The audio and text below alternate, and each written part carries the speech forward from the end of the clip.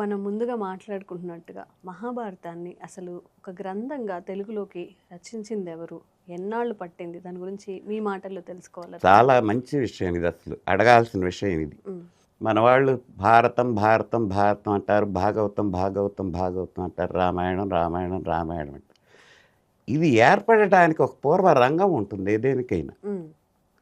సంస్కృతంలో వేదవ్యాసుడు మహాభారత రచన చేశాడు 1,00,000 చిల్లర శ్లోకాలతోటి కదా. అది ఏమైంది, సంస్కృతం చదువుకున్న పండితులకే అవగాహన అయింది, అర్థమైంది, వాళ్ళే దాన్ని చర్చించుకోగలరు ఎదురెదురుగా. కానీ మిగతా భాష, తెలుగు భాష వాళ్ళకి వీళ్ళకి ఎట్లా? అందుకని దీనికి జరిగింది ఏంటంటే, ఎప్పుడైనానమ్మా ఒక కవిత వర్ధిల్లాలన్నా, ఒక స్త్రీ రాణించాలన్నా, ఒక తీగ అల్లుకోవాలన్నా ఆశ్రయం ఉండాలి. నిరాశ్రయ నశోభంతే కవిత వనిత లత అన్నారు పెద్దలు. ఆశ్రయం లేకపోతే కవితకి ఉన్నత స్థితి, పైకి ఎగబాకేది, నలుగురికి పంచేది రాదు. ఒక వనితకి ఒక ఆశ్రయం అంటూ లేకపోతే సమాజంలో ఇవాళ చూస్తున్నట్టు కాదు, అప్పుడు కూడా ఉండేవి కొన్నన్నా. లత తీగ అల్లిక ఇస్తేనే ఒక చేరుపు చేరిస్తే అది పైకి పాకుతుంది, లేకపోతే అక్కడక్కడక్కడ అయిపోయాయి. అట్లా ఈ పోషకులు అనేవాళ్ళు ఉండాలి కవితకి. సరే, వ్యాసుల వారు రాశారు, బాగుంది, చక్కగా 1,07,000 చిల్లర శ్లోకాలతో మనకి ఇచ్చారు భారతాన్ని. కానీ 11వ శతాబ్దంలో రాజమహేంద్రవరాన్ని, అంటే ఇవాళ రాజమండ్రి రాజధానిగా చేసుకొని తూర్పు చాళుక్యులు పశ్చిమ చాళుక్యులు అని ఇద్దరున్నారు రాజవంశం. అందరూ తూర్పు చాళుక్య వంశీకులైనటువంటి చాళుక్యులు పరిపాలన చేశారు గోదావరి నదికి అటు, అంటే ఇవాళ మన ఉత్తరాంధ్ర అంటాం, అటు ప్రక్కగా. అప్పుడు ఆ రాజమహేంద్రవరాన్ని రాజధానిగా చేసుకొని రాజరాజ నరేంద్రుడు అనేటటువంటి రాజు పరిపాలన చేస్తారు. ఆయన ఆస్థానంలో సంస్కృత పండితులు ఉన్నారు. ఆ సంస్కృత పండితులు ఈ మహాభారతాన్ని చదివి ఆయనకు ఆ కథ వినిపించారు. చాలా సంతోషపడ్డాడు, మంచి విషయాలు ఉన్నాయి. ఈ పాండవులు ఎవరు, ఏ వంశం వాడు? వాళ్ళు చంద్రవంశం వాడు. రాజరాజ నరేంద్రుడు చంద్రవంశం వాడు. మా పూర్వీకులు ఇంత గొప్ప కదా, దీన్ని నేను తెలుగుకి తెస్తే ఎట్లా ఉంటుందని ఆలోచన ఆయన మనసులో ఏర్పడ్డది. అయితే ఆయన ఆస్థానాలు ఎక్కువగా సంస్కృత పండితులే ఉండేవాళ్ళు. అప్పుడు ఒక తెలుగు పండితుడు కావాలి కదా, చూస్తే అంత కొంత పరిచయం ఉన్న నన్నయ్య భట్టు కనపడ్డాడు. ఆయన అడిగారు, మీరు దీన్ని తెలుగులోకి అనువదించమల్లా. అనువాదం కాదు, భారతం స్వతంత్రమైన మూల కథ వ్యాస భారతం. ఇక్కడ వీళ్ళ యొక్క స్వతంత్రమైనటువంటి పద్ధతుల్లోనే నడిచారు. అక్కడ విస్తృతంగా ఉన్నది అనుకోండి ఒక ఘట్టం, ఇక్కడ అది అంత ప్రాధాన్యత సంతరించుకోదంటే చిన్నదే చేశారు. అక్కడ చిన్నదిగా ఉన్న ప్రధాన ఘట్టం ఉందనుకోండి, ఇక్కడ విస్తృతంగా కూడా చేశారు. ఎందుకంటే ఒక రమ్యత ఉండాలి కదా పనిచేస్తే, కళాత్మకత ఉండాలి, అందులో ఒక ఉదాత్తత ఉండాలి కదా. అందుకని అట్లా నిర్ణయించుకున్న తర్వాత ఈ నన్నయ్య భట్టుని భారతం రాయమని. నేను తెలుగు కొంచెం తెలిసిన వాడినే కానీ ఆయన సంస్కృత పండితుడే. అప్పుడు అదే ఆస్థానంలో నారాయణ భట్టు అని ఒక గొప్ప పండితుడు ఉన్నాడు. ఆయన సహాయం తీసుకుంటానన్నాడు. తీసుకోండి, చెయ్యండి, మంచి పనే కదా అంటే. అదే కానీ నన్నయ్య గారు భారత అవతారికలో చెబుతాడు, నాకు నారాయణ భట్టు అనేటటువంటి కవి యొక్క సహకారంతో నేను ఆంధ్ర భారత రచన చేయటానికి పూనుకుంటాను అని చెప్పాడు. ఎట్లా చెప్పాడు? పాయక పాక శాసనికి భారత ఘోర రణంబునందు నారాయణునట్టు. ఆ మహాభారత యుద్ధంలో పాకశాసనుడు అంటే అర్జునుడు, ఆ అర్జునుడికి నారాయణుడు తోడ్పడినట్టుగా ఈ పని నేను ఒక అర్జునుడుగా పూనుకుంటే ఈ నారాయణుడు అనేవాడి సహాయం తీసుకొని పాయక పాక శాసనికి భారత ఘోర రణంబున నారాయణునట్లు వాణసధరామర వంశ విభూషణుండు వాంగ్మయ దురంధరుడు తనకిష్టుడు సహాధ్యాయుడైన వాడు తోడై నిర్వహింపగ. సహాధ్యాయుడు కలిసి చదువుకున్నవాడు. ఎప్పుడైనా ఆ దగ్గరతనం వేరు. ఒకటి ఈయన కాదన్నా ఆయన అవునన్నా సర్దుకుపోయి ఒక నిర్ణయానికి వస్తారు సహాధ్యాయులే. ఆయన ఎక్కడో ఉంటే ఈయన ఎక్కడో ఉంటే కుదరదు.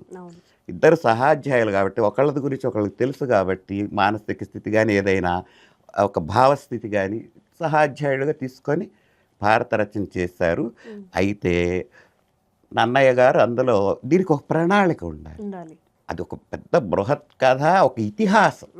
ఇక్కడ ఇంకొకటి ఇతిహాసం అంటే ఇతి ఆహహ, ఇతి ఆసహ, ఇతిహా ఆసహ, ఇట్లా చెప్పబడింది అని, ఓకే. ఇలా జరగబడింది అని. అందుకే భారతాన్ని ఇతిహాసం అంటారు. ఈ జరిగిన కథ ఇది కాబట్టి ఇలా జరిగింది అని చెప్పే ఈ భారత కథని ఇతిహాసాన్ని తీసుకొచ్చి కావ్యం చేయాలి. కావ్యానికి కొన్ని ప్రత్యేక లక్షణాలు ఉంటాయి. కావ్యానికి ప్రత్యేక లక్షణాలు అంటూ కొన్ని లేకపోతే అది ఎట్లా పడితే అట్లా సాగుతుంది. అందుకని దీన్ని కావ్యానిగా చేయటానికి ఆయన కోరిక ప్రకారం ఈయన ఒప్పుకున్నాడు. ఒప్పుకొని అందులో ఉండే ముందు దాన్ని అసలు క్షుణ్ణంగా పఠించుకోవాలి కదా, పఠించాడు, దాన్ని అర్థం చేసుకున్నాడు, దాంట్లో ఉండే విశేషాలు తెలుసుకున్నాడు, దాంట్లోకి వెళ్ళిపోయి పూర్తిగా తాను నిమగ్నమైపోయినాడు. ఎక్కడ పెంచాలో ఎక్కడ తీయాలో కూడా ప్రణాళిక వేసుకున్నారు. అయితే 2.5 పర్వాలు వీటికి ఆయన పెట్టేశాడు. 18 పర్వాలుగా దీన్ని చేస్తా. తర్వాత అది జరక్కపోని ఇప్పుడు మనం ఒక అపార్ట్మెంట్ కట్టాలనుకుంటే మన దగ్గర ఉన్న డబ్బులు పెట్టి 5 అపార్ట్మెంట్లుగా పైకి తీసుకెళ్దాం, 5 ఫ్లోర్లుగా తీసుకెళ్దాం అనుకోవచ్చు. కానీ 2 ఫ్లోర్లకే నీ దగ్గర డబ్బు అయిపోవచ్చు, ఇంకో పరిస్థితి వలన నీవు ఆగిపోవచ్చు కదా. అక్కడ అదే జరిగి మొదలుపెట్టాడు. ఆది పర్వం, సభా పర్వం, ఆరణ్య పర్వంలో ఒక 4 ఆశ్వాసాల్లో కొన్ని పద్యాల వరకు రచించాడు. ఎప్పుడు రాజ్యం ఒక రకంగా ఉండదు, సామాజిక పరిస్థితి ఒక రకంగా ఉండదు. ఉండకపోయేసరికి మరి అప్పుడు రాజ్యమే అల్లకల్లోలం అయిపోయిందో దండయాత్రలలో, రాజరాజ నరేంద్రుడే గతించాడో, అసలు నన్నయ్య గారికి ఏమన్నా అయిందో తెలియదు. ఆ 2.5 పర్వాల భారతం మనకు అందింది. ఆ తర్వాత ఇక అది అక్కడ ఆగిపోయింది, గోదావరి అవతల. తర్వాత మళ్ళీ 100 సంవత్సరాల తర్వాత నెల్లూరు మండలం అంటారు, సింహ విక్రమపురం, నెల్లూరు, ఇప్పుడు నెల్లూరు అని, దాన్ని రాజధానిగా చేసుకొని మనుమసిద్ధి అనే రాజు పరిపాలిస్తారు. ఆయనకు ఆలోచన వచ్చింది, ఎప్పుడో రాజరాజ నరేంద్రుడు గోదావరి తీరంలో నన్నయ్య చేత శ్రీకారం చుట్టించిన మహాభారత రచన నేను పూర్తి చేయిస్తే ఆ కీర్తిదో నాకు దక్కుతుందిగా అనుకున్నాడు. దీనికి ఎవరు సమర్థులు? వాళ్ళు ఆనాడు ఉన్నటువంటి కవులందరినీ కూడా పరిశీలిస్తే గుంటూరు, ఇవాళ గుంటూరు, పాత గుంటూరు వాడైనటువంటి తిక్కన గారు, ఆయన అప్పటికే నిర్వచనోత్తర రామాయణం రచించాడు. నిర్వచన ఉత్తర రామాయణం అంటే రామాయణంలో ఉత్తరకాండ వచనం లేకుండా అన్ని పద్యాలే, నిర్వచనం. ఇప్పుడు భారతం ఉంది, ఏ కావ్యం ఉంది, పద్యం ఉంటుంది, వచనం ఉంటుంది. దీంట్లో అసలు వచనం రాదు, అన్ని వరుస పద్యాలే. నిర్వచనంగా ఉత్తర రామాయణం, పూర్వ రామాయణం అంటే రాముడి పట్టాభిషేకం వరకే, ఉత్తర రామాయణం అంటే పట్టాభిషేకం తర్వాత రాముడి పాలన, ఆ తర్వాత జరిగిన కథ.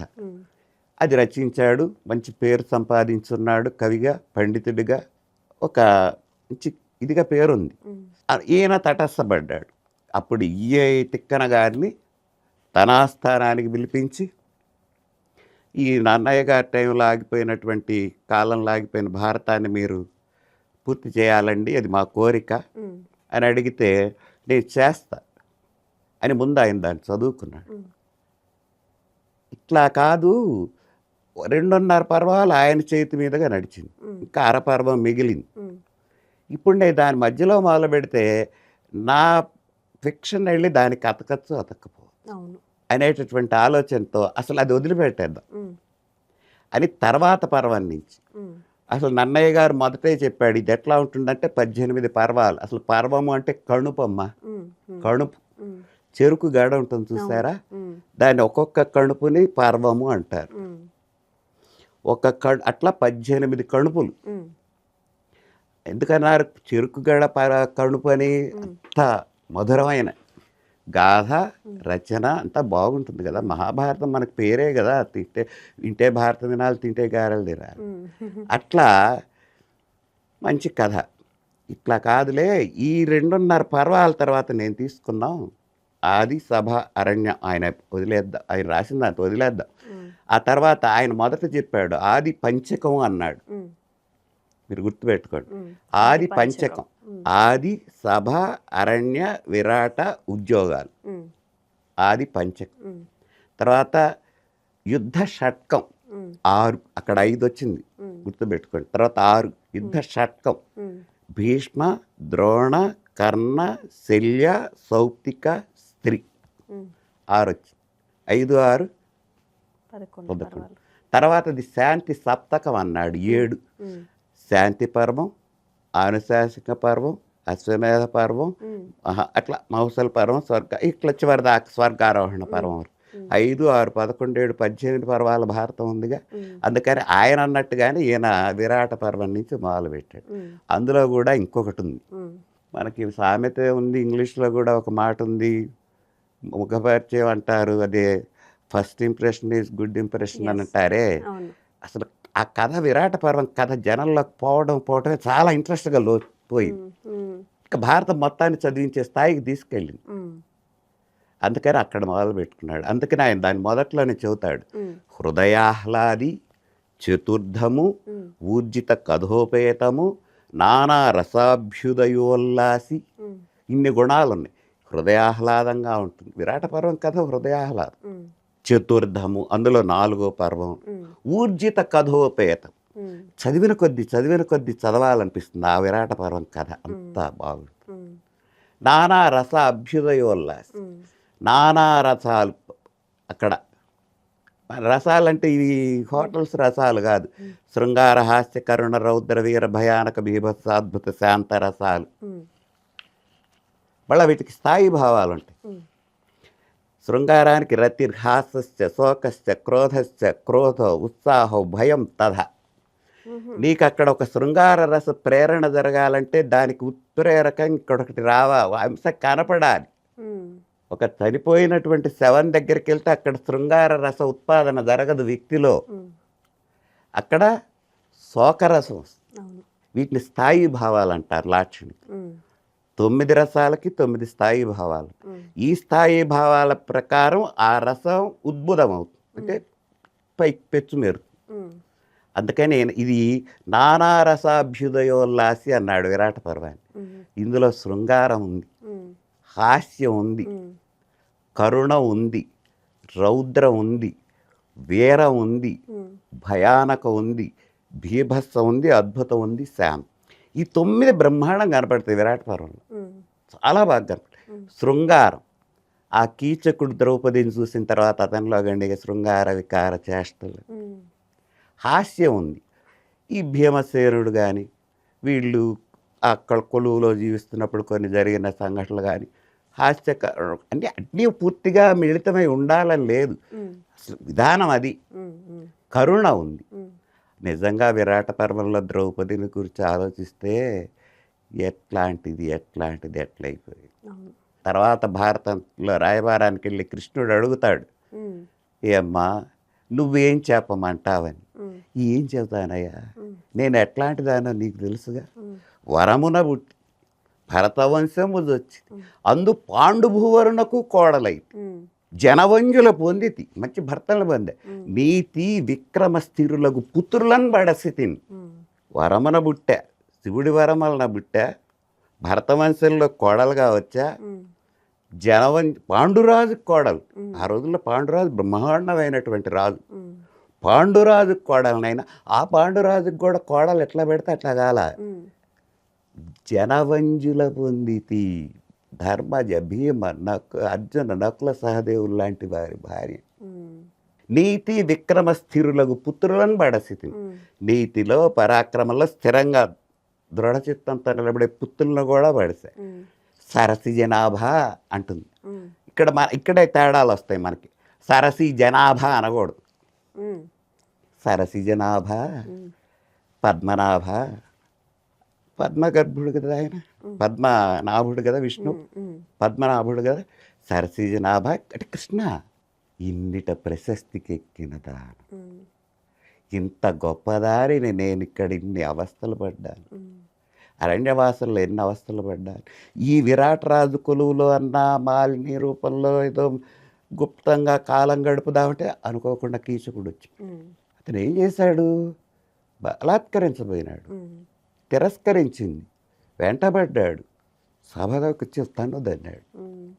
అంట ఇది చెబుతున్నప్పుడు ఆమెలో ఎంత బాధ ఉంటుంది, వినే కృష్ణుడికి ఎంత ఆవేశం వస్తుంది.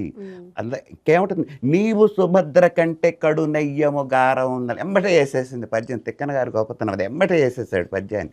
నీవు సుభద్ర కంటే కడు నెయ్యము గారం ఉందలిర్ప సంభావనసి, నీవు నీ చెల్లెలైన సొంత చెల్లెలైన సుభద్ర కంటే నన్ను ఎక్కువగా భావిస్తావు. ఇక అక్కడ పడిపోతాడు ఎంతటి వాడే. నీ చెల్లెలు సుభద్ర కూడా నా తర్వాతే అనిపిస్తుంది నీకు, కానీ సొంత చెల్లెలు సుభద్ర ఏమో వరస చెల్లెలు. సుభద్ర కంటే కడు నెయ్యము గారవము తలిర్ప సంభావన సేయుదు, ఇట్టి నను పంకజనాభ, ఇట్టి నటు పంకజనాభ ఓ పద్మనాభ, రాజసూయ అపభృత మున శుచి అయి. రాజసూయ యాగం చేస్తే అవభృత స్నానం అని చేస్తారు. ప్రతి యాగం తర్వాత యాగం మీద కూర్చున్న దంపతులకు, పీటల మీద కూర్చున్న దంపతులకు అవభృత స్నానం అని చేయిస్తారు. అవభృత స్నానం చేసేవాళ్ళు అంటే ఆ రోజుల్లో చాలా కీర్తి, చాలా కీర్తి. ఎట్లా అంటే వెనకటి రోజుల్లో ఇప్పుడు హారాలు కాదు, 6 పేటల చంద్రహారం, అదొక గొప్పతనం గుర్తు. అవభృత స్నానమున శుచి అయి శుభ్రమై పెనువొందిన వేణి బట్టి, ఇంత పేరెక్కినటువంటి వేణి ఈ జడని పట్టుకొని సభకు ఈ ఊరు చూడగా, ఈ 5గురు చూస్తుంటే నా భర్తలు సభకు నీడ్చి కులాంగానే ఇట్లా నడుతురే, కుల స్త్రీలు ఇట్లా చేస్తారయ్యా. అక్కడ ఎంత కరుణరసం. అట్లానే భీముడు రౌద్రరసం, ఏం చెప్పాలి అక్కడ అంటాడు, రౌద్రంగానే చెబుతాడు. అక్కడ అంతకుముందు నన్నయ్య గారి భారతంలో ప్రతిజ్ఞలు ఉన్నాయి. కురువృద్ధులు కురువృద్ధ బాంధవులు అనేకులు సూచుతుండ దారుణి రాజ్య సంపద ప్రతిజ్ఞలు చేశాడు కదా. దుశ్శాసనుడి రుధిరం కురోలుతా, దుర్యోధనుడి తొడలు వెరగొడతా అని. ఆ ఆవేశం మళ్ళీ ఇక్కడ చూపించాడు రౌద్రరసం. భీముడు కీచకుండా చంపేటప్పుడు భీభత్సం, నానా భీభత్సం అర్ధరాత్రి ఆ నర్తనశాలలో. తర్వాత దాన్ని తీసి ఆ పొట్టలోకి కాళ్ళు చేతులు పెట్టి ఒక ముద్ద చేసి కిటికీలోంచి గోడ అవతల బారేసిపోయింది. జుగుప్స చూస్తే ఎవరైనా సందర్భోచిత రసపోషణ చేస్తాడు కవి, అది తప్పదు వాళ్ళకి. అది చేయకపోతే ఆయన కవి ఎట్లా చేశారు. అట్లా నానారసాభ్యుదయోల్లాసంగా ఈయన రాశాడు. తర్వాత అక్కడి నుంచి పాపం తిక్కన గారు మొదలుపెట్టిన ప్రణాళిక పూర్తయింది. ఆయన అనుకున్నది పూర్తయింది, కానీ నన్నయ్య గారిది కాదు. ఆయన 15 అయిపోయినాయి. 15 నిర్మిస్తున్న జన సంప్రాజ్యంబులే అని చెప్పాడు అక్కడే. జన సంప్రాజ్యంగా నేను 15 పర్వాలు రాస్తానన్నాడు, తన మాట నెగ్గించుకున్నాడు, అయిపోయింది. సరే మళ్ళా ఒక 80 ఏళ్ళు 70 ఏళ్ళు గడిచింది. అక్కడ భారత రచన ఆగిపోయింది. నువ్వు అడిగిన మొదటి ప్రశ్న ఇప్పుడు ఇంత వస్తే కానీ రా, అక్కడ ఆగిపోయింది. తర్వాత అప్పుడు అనిపించింది కొండవీటి రాజ్యం, ప్రోలయ వేమారెడ్డి, పెదకోమటి వేమారెడ్డి కొండవీటిని రాజధానిగా చేసుకొని పరిపాలిస్తున్నాడు. ఈ కొండవీటి రెడ్డి రాజులకి అద్దంకి రెడ్డి రాజ్యం కూడా సామంత రాజ్యం. అక్కడ ప్రోలయ వేమారెడ్డి పరిపాలన చేస్తున్నాడు. తర్వాత ఎప్పుడు తిక్కన గారు, నన్నయ్య గారిది కేవలం 11వ శతాబ్దం. టోటల్గా ఇప్పుడు మనం 11వ శతాబ్దంలో గోదావరి తీరంలో ఆంధ్ర మహాభారతానికి నన్నయ్య గారి చేతి మీదుగా శ్రీకారం చుట్టారు. మొదలుపెట్టినటువంటిది ఆయన ప్రణాళిక 18 పర్వాలు, ఈయన అనుకున్నది 15 పర్వాలు. 15 పర్వాలు అయిపోయింది. రాజ్యం 80 ఏళ్ళు సమయం గడిచింది. మరి మనమసిద్ధి ఏమైనాడో, తిక్కన గారు ఏమైనాడో, ఎందుకు ఆగిపోయిందో ఆగిపోయింది. ఈ ప్రోలయ వేమారెడ్డి రెడ్డి రాజులు అని చెప్పాను చూసారా, వీళ్ళల్లో ఆ అద్దంకిని పాలిస్తున్న ప్రోలయ వేమారెడ్డి ఆస్థానంలో ఎర్రన అని మహాపండితుడు ఉన్నాడు, ఎర్రన గారు. ఆయన చేత చేయించుదాం. ఇంతవరకు అనుకున్న తెలుగు భారతం పూర్తిగా ఆంధ్ర మహాభారతం తెలుగువాడికి అందల. తెలుగువారికి పూర్తి భారతాన్ని అందించే ఘనత కీర్తిని పొందొచ్చు కదా అని ఆయనకు అనిపించిందేమో. ఎంబటే ఎర్రన్న గారిని అడిగాడు ఆయన. కానీ ఇప్పుడు నన్నయ్య గారికి, తిక్కన గారికి, ఎర్రన్న గారికి వచ్చేసరికి చెప్పుకోవాలంటే నన్నయ్య గారి పద్ధతిలో ఆయన వెళ్ళిపోయినాడు, తిక్కన గారి పద్ధతులు ఈయన వెళ్ళిపోయినాడు. ఈయన 2 పద్ధతులు అనుసరించుకోవాలి. తిక్కన శిల్పంపు తెలుగు తోట అంటాడు విశ్వనాథ సత్యనారాయణ గారు. అలతి అలతి తెలుగు పదాలతో మంచి ఇక ఈయన అల్లాడు భారతాన్ని.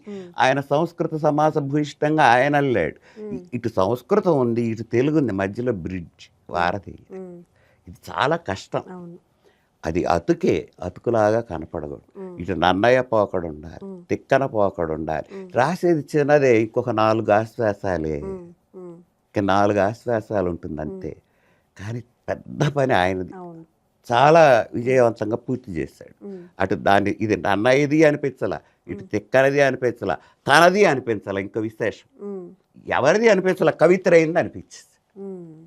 సుమారుగా ఎన్నాళ్ళు పట్టిందండి? దాదాపు 283. ఏది ఈ రాజ్య కల్లోలాలు, అల్లకల్లోలాలు, రాజ్యాలు బాగలేకపోవటం, ఇట్లాంటి కారణాలే.